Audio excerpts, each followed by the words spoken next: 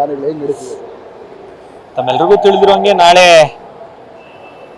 ನಮ್ಮ ರೈತ ಮೋರ್ಚಾ ಮತ್ತು ರಾಜ್ಯ ಅಧ್ಯಕ್ಷರ ನೇತೃತ್ವದಲ್ಲಿ ನಾಳೆ ಪ್ರತಿಭಟನೆ ಹಮ್ಮಿಕೊಳ್ಳಲಾಗಿದೆ.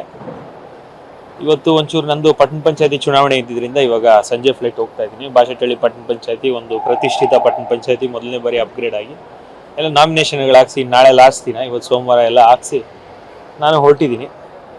ಆದಷ್ಟು ನಮ್ಮ ರಾಜ್ಯದ ಅಧ್ಯಕ್ಷರು ವಿಜಯಣ್ಣವರು, ನಮ್ಮ ವಿರೋಧ ಪಕ್ಷದ ನಾಯಕರು ಅಶೋಕ್ ಅಣ್ಣವರು ಅವ್ರ ನೇತೃತ್ವದಲ್ಲಿ ಸರ್ಕಾರದ ಎಲ್ಲ ಲೋಪಗಳು ಏನು ಇವತ್ತು ಅಧಿಕಾರಕ್ಕೋಸ್ಕರ ಕುರ್ಚಿಗೋಸ್ಕರ ಕಿತ್ತಾಡ್ಕೊಂಡು ರಾಜ್ಯದ ರೈತರ, ಬಡವರ ಮತ್ತು ವಿದ್ಯಾರ್ಥಿಗಳ ಜೀವನವನ್ನ ಇವರೇನು ಹಾಳು ಮಾಡ್ತಾ ಇದ್ದಾರೆ, ಇವರ ಪ್ರತಿಷ್ಠೆಗೆ, ಒಣ ಪ್ರತಿಷ್ಠೆಗೆ, ಇವರ ಅಧಿಕಾರದ ದಾಹಕ್ಕೆ ಇವತ್ತು ರಾಜ್ಯದಲ್ಲಿರುವಂಥ ವಿದ್ಯಾರ್ಥಿಗಳು, ಉದ್ಯೋಗ ಆಕಾಂಕ್ಷಿಗಳು ಮತ್ತು ರೈತರು ಮತ್ತು ಬಡವರು ಇವ್ರ ಎಲ್ಲರ ಜೀವನ ದುಸ್ಥಿತಿಗೆ ಹೋಗಿದೆ. ಇವ್ರ ಪ್ರಕಾರ ಇವ್ರು ಕೊಡ್ತಾರ 2000ನೇ ಗ್ರೇಟ್ ಅಂದ್ರೆ ಇವ್ರಿಗಿಂತ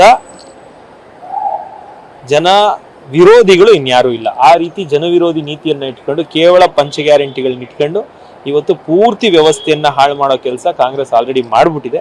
ಇದನ್ನ ಸರಿ ಮಾಡ್ಲಿಕ್ಕೆ ವಿರೋಧ ಪಕ್ಷವಾಗಿ ಬೀದಿಗಿಳಿದು ಈ ಬಾರಿ ಸದನದಲ್ಲಿ ನಮ್ಮೆಲ್ಲ ನಾಯಕರು, ನಮ್ಮೆಲ್ಲರೂ ಖಂಡಿತವಾಗ್ಲೂ ಸರ್ಕಾರವನ್ನ ತರಾಟೆಗಳು ತಗೊಳ್ಳುವಂತ ಕೆಲಸ ಮಾಡ್ತಾರೆ. ಸಿಎಂ ಡಿಸಿಎಂ ಒಗ್ಗಟ್ಟಾಗಿದ್ದಾರೆ ಅಂತ ಅನ್ಸುತ್ತೆ ಸರ್?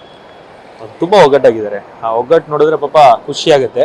ಅಷ್ಟು ಒಗ್ಗಟ್ಟು ಯಾವತ್ತು ಈ ಆಕ್ಟಿವ್ ವಾಲ್ಕೇನೋ ಆಮೇಲೆ